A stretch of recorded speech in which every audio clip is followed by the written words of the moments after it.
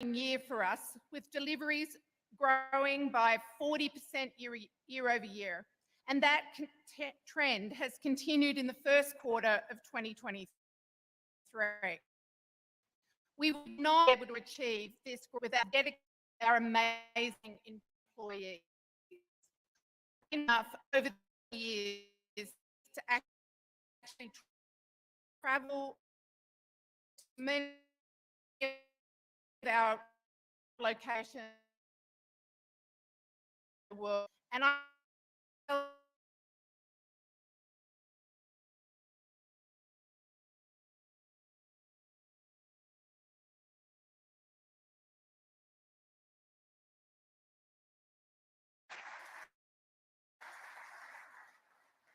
this year, here in Texas, we had our very first Investor Day, where we introduced our company leaders from design to engineering to supply chain, manufacturing, and charging. And they each spoke mission. And I'm thrilled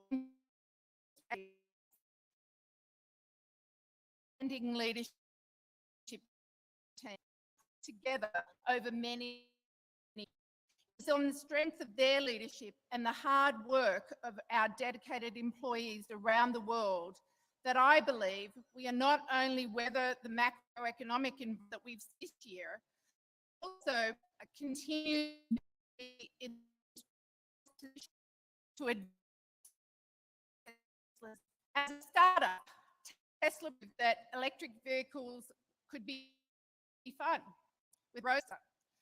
They could even be better than gas-powered vehicles in every single way. The S and X, and as well as affordable for the Model Y.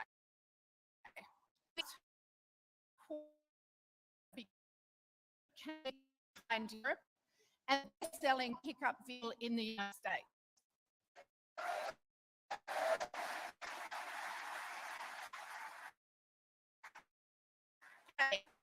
As one of the world's largest global companies, and change the paradigm again by to achieving a global sustainable energy economy as set out at our Investor Day in Plan 3.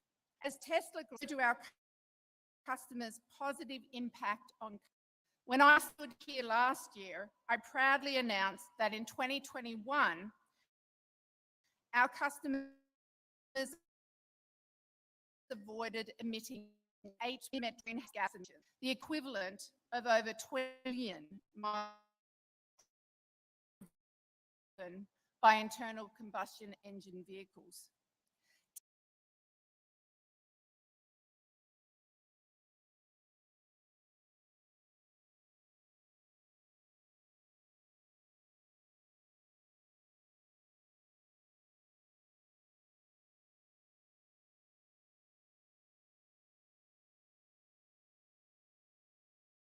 In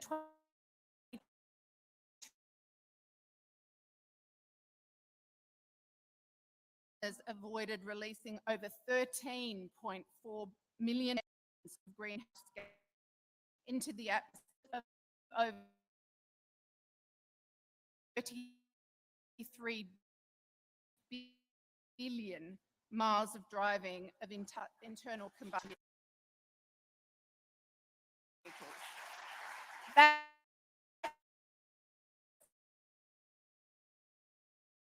year over year. Putting our products in cans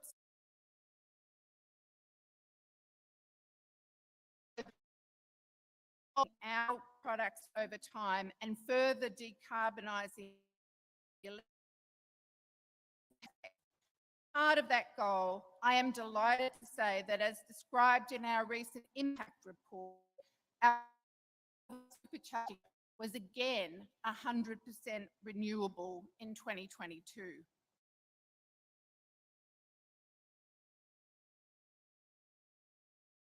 We've been able to achieve all of this while maintaining industry-leading margins, and generating strong cash flows over the last several years. We now focus on capital investment plans to support our future with investments in batteries, in vehicle production, including the next generation platform, in the building of our lithium refinery that we recently broke ground on, in the energy storage factories, in our sales and service footprint, and in our charging network, among other things. Before I back to Martin, I would also like to thank Hiro Mizuno for his dedicated service to the Tesla shareholders and the board these past 3 years. I would also like to express our enthusiasm on behalf of my fellow directors at the prospect of JB Straubel joining our board.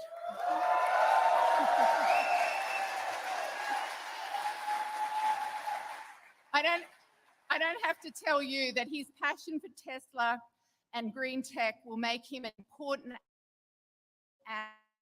in our mission to accelerate world energy. So again, thank you for your tremendous support. Welcome to your 2023 shareholder meeting. And with that, I'll hand it back to Martin.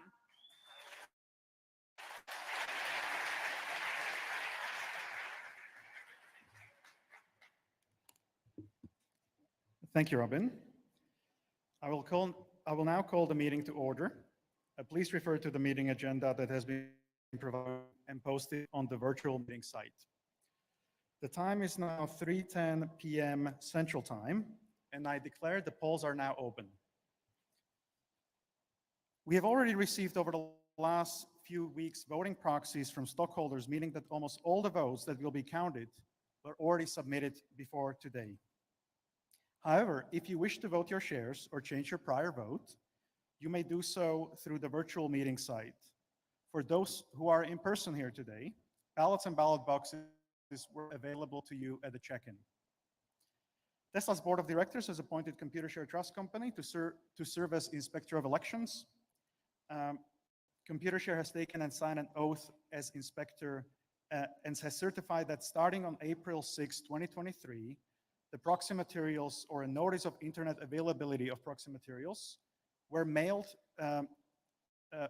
or provided to all Tesla stock of record March 20th, 2023. We have majority of outstanding shares represented at the meeting, so I declare that there's a quorum present at the meeting and we may proceed with the meeting. The items on the agenda are as number 1, the election of Class 1 directors Elon Musk, Robin Denholm, and JB Straubel to serve for a term of 3 years or until the respective successors are duly elected and qualified. Number 2, to approve executive compensation on a non-binding advisory basis.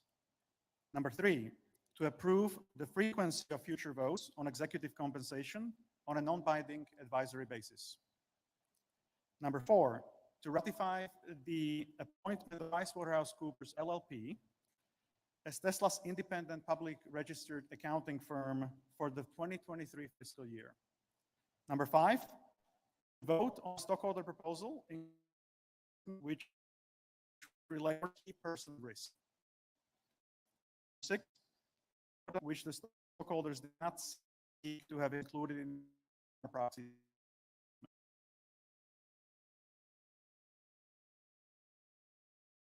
Each of the director nominees. 4, vote by non-binding advisory vote of executive of appointment of PwC as an independent registered public accounting firm for fiscal year 2023. And every 3 years for non-binding advisory vote for the frequency of future votes on executive compensation. With respect to stockholder proposal included in our proxy statement, which relates to the reporting on the key man risk, Karen Roberts-Gautier, on behalf of Sumtris, is here to present this proposal. Ms. Roberts-Gautier, can you please identify yourself? I would like to invite you to speak. You have 3 minutes.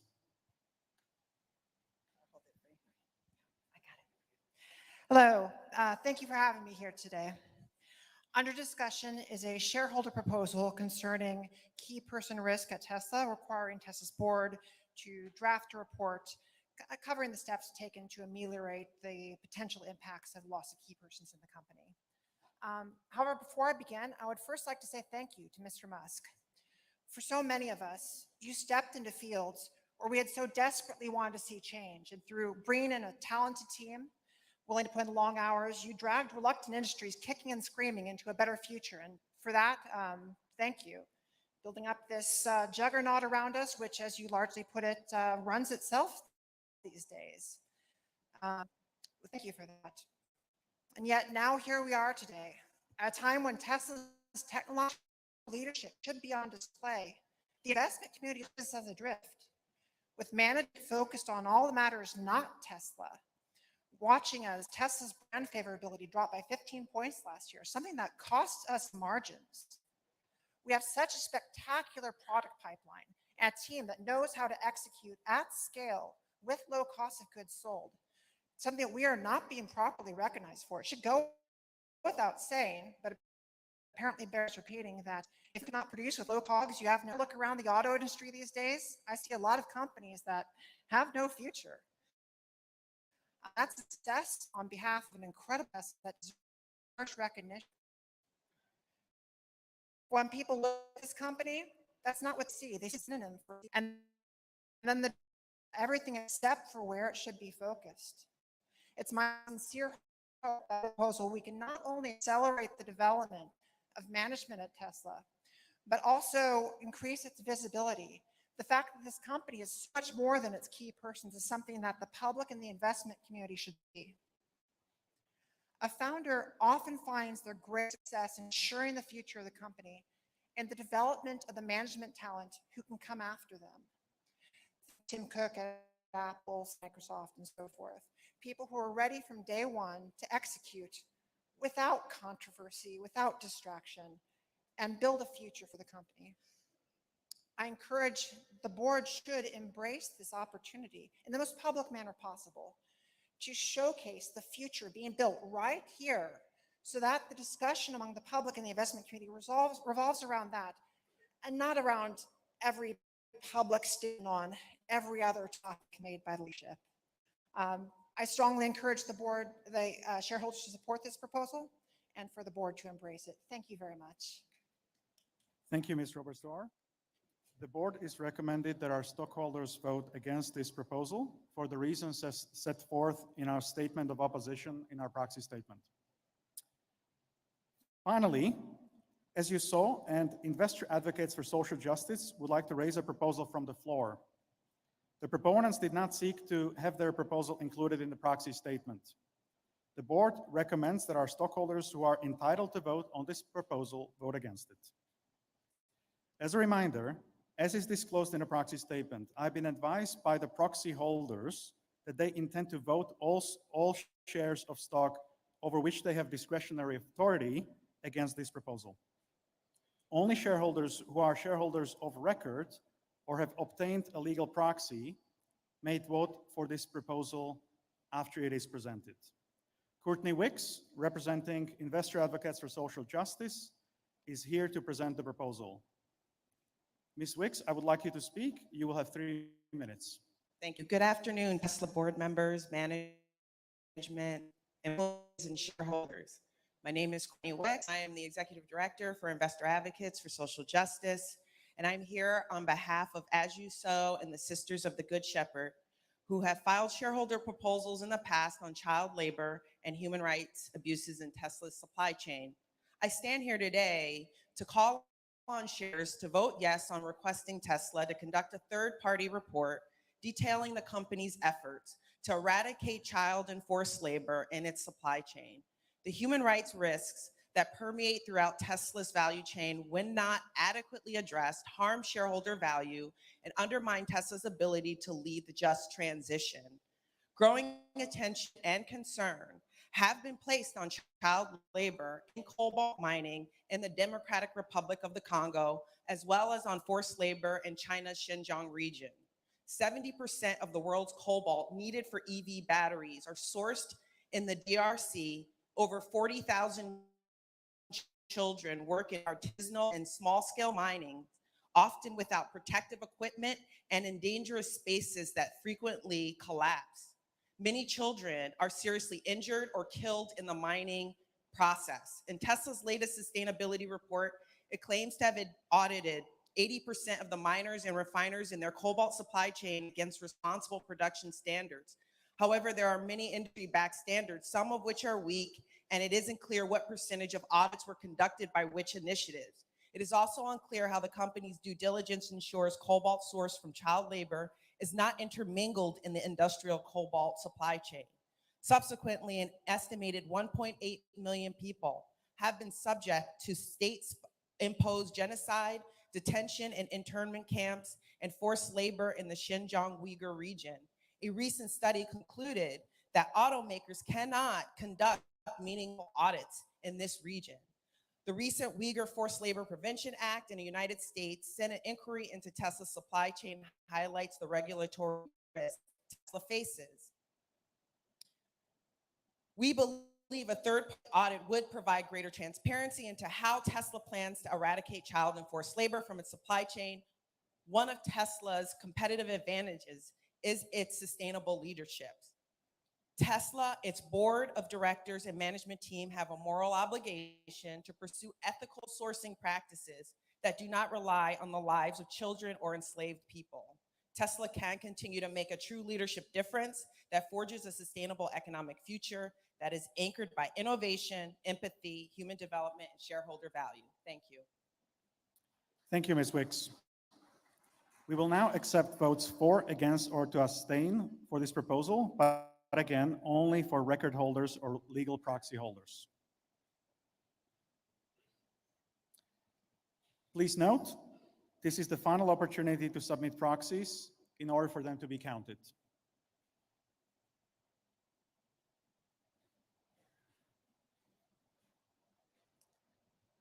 I declare the polls are now closed. Based on proxies we have previously received, I'd like to announce on preliminary basis that our stockholders have approved the recommendations of the Tesla board on all agenda items, except that shareholders have recommended 1 year for non-binding advisory vote on the frequency of future votes on executive compensation. This means I would like to officially announce our new addition to the Tesla board, J.B. Straubel.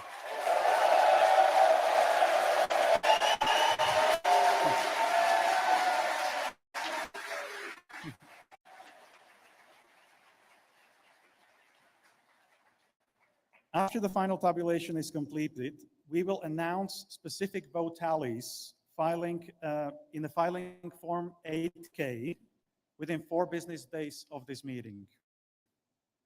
That concludes the official business of today's shareholder meeting, which is now adjourned.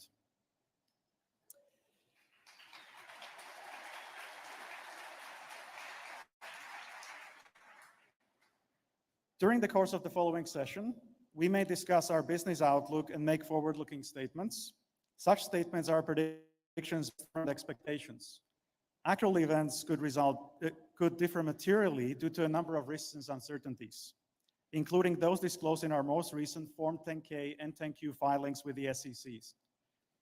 Such forward-looking statements represent our views as of today, should not be relied on thereafter, and disclaim from any obligation to update them after today. And with that, please welcome Elon Musk.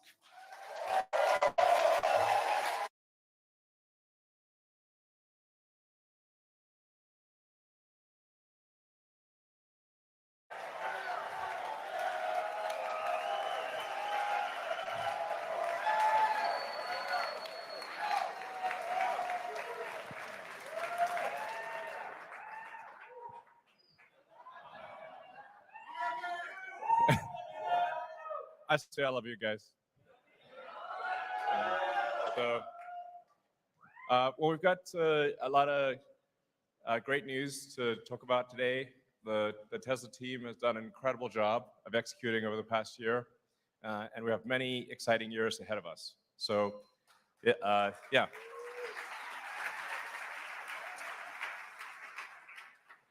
So with the Tesla Master Plan Part 3, which admittedly was quite technical, we wanted to go into a lot of technical depth. It was clear that what we were saying was not just, were not merely assertions, but that they were backed up with physics and with real data, that it's realistic. And with the Master Plan Part 3, we want to basically, the goal is to give people hope, realistic hope, and maybe hope's even the wrong word, but simply to say that there is a path to a fully sustainable global economy, that we are on that path, that we are accelerating that path, and that as long as we don't get complacent about it, it will happen.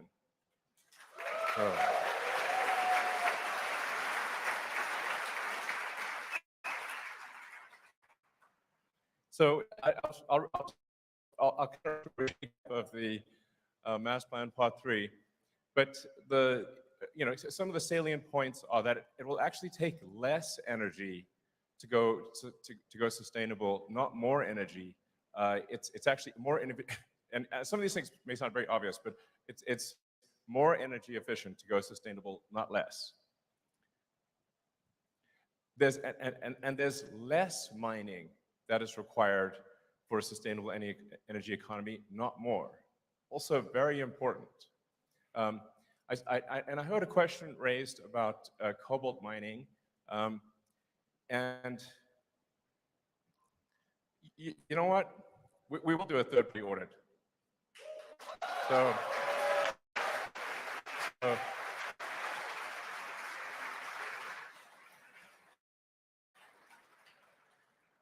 in fact, we'll put a webcam on the mine. And anybody sees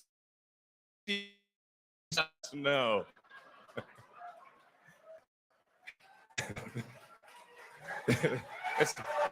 So,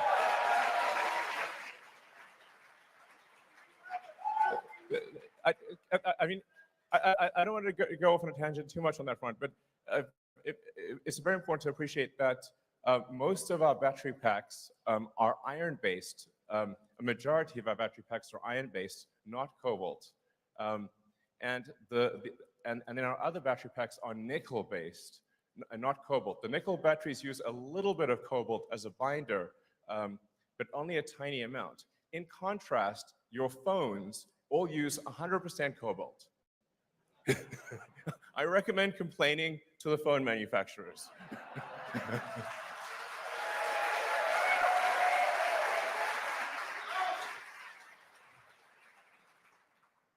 But even for the small amount of cobalt that we do use, we will make sure 6 ways to Sunday that no child labor is being exploited. Obviously, we're a company that cares a lot about doing the right thing, and we don't want to delude ourselves or delude anyone else. So, yeah, come.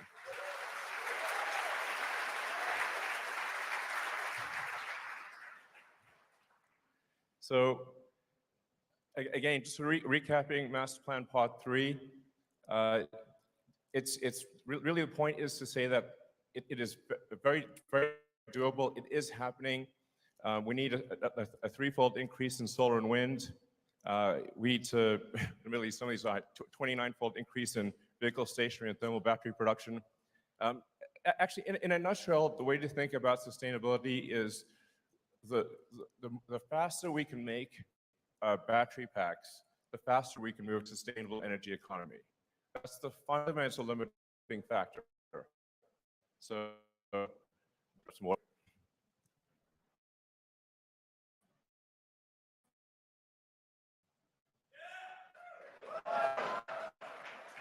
So,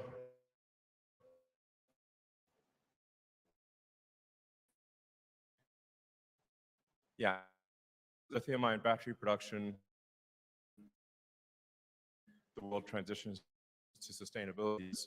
The batteries are needed for all forms of transport and for stationary storage, given solar and wind power.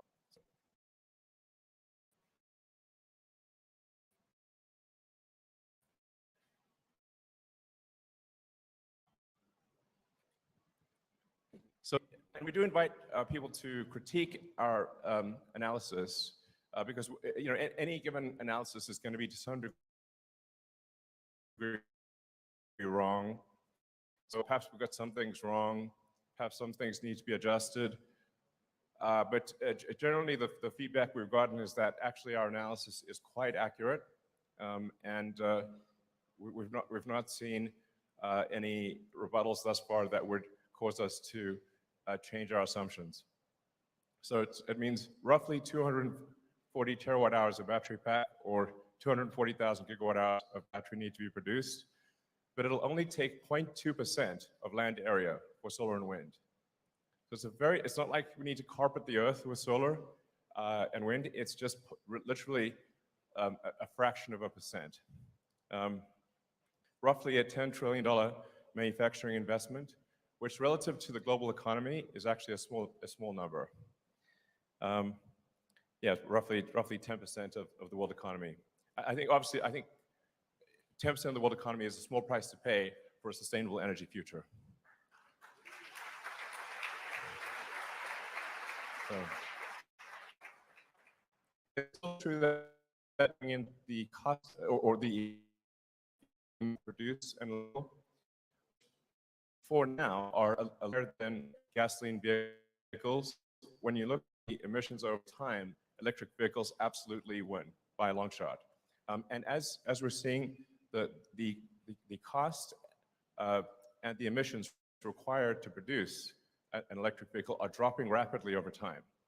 And we're going to get to the point where an electric vehicle is cheaper than a gasoline vehicle.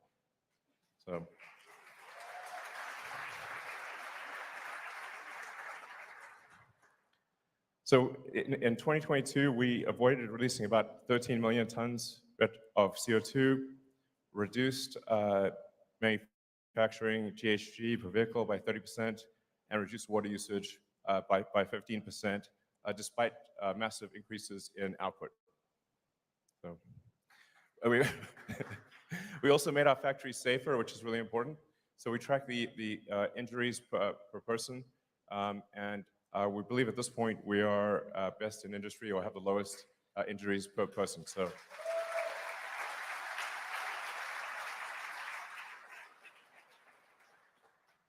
We're now actually quite a big company from a headcount standpoint. This is our direct employment number. So this does not count contractors. And for every manufacturing job, depending on how you count it, there are at least 5, sometimes up to 10 jobs created, because you got to look at the total supply chain, as well as all of the support functions. So, when you create a factory like this, you actually create jobs for teachers, lawyers, carpenters, electricians, and restaurants, and everything that's required to support a person at a factory. And this is why countries and states are so interested in having manufacturing facilities in their location. So anyways, it's a lot of people gainfully employed doing very useful things. We received 3.6 million job applications last year. So,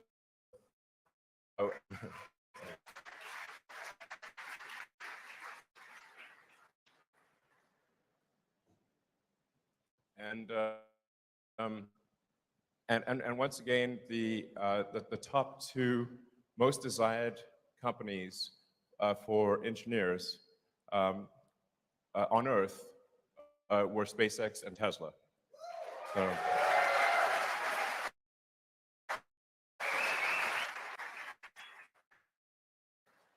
at the end,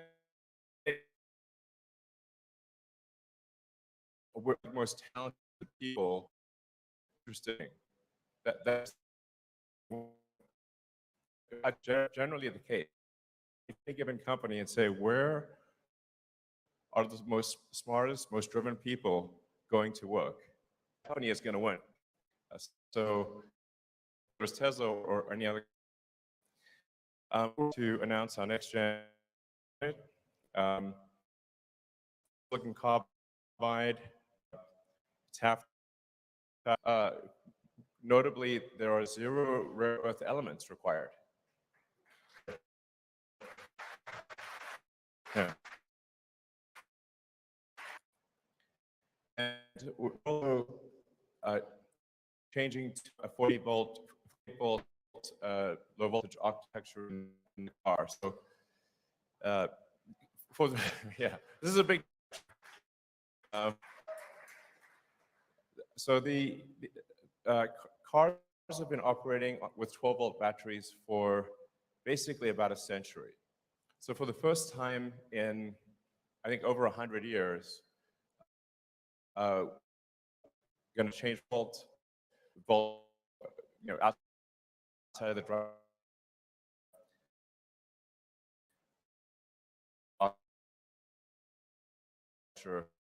and for as much copper as would be a 12 battery. So that's the big deal. Worried about, is there enough copper? Yes, there is. So.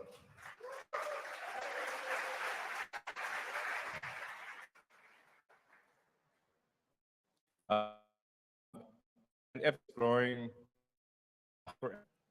so that chart is going to look like a wall, basically. Just a question for those in the room: have people tried out FSD beta? Okay. So what do you think? Right? It's for me, when I drive around several days between interventions, and I think there's really just one last piece of the system that needs to be a neural net, which is the planning and control function. And so we expect to have that last piece become neural net, so it'll be end-to-end from video in to control out as a neural net. And yeah, so the thing to appreciate is it's not that full self-driving will be as good as a person. It will be much, much better. 10 times. So this is a big deal. And I think some people realize, I think you guys probably realize it.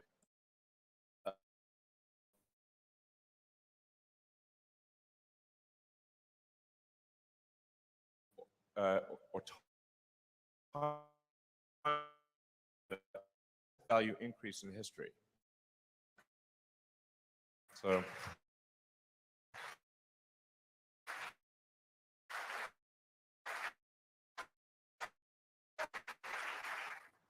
the normal of is roughly 10 to 12 hours and maybe an hour and a half per day. And when you drive around, see a car, they're using less than 10%, maybe 1% of the hours of the week a car is in use. But once it is autonomous, it can be used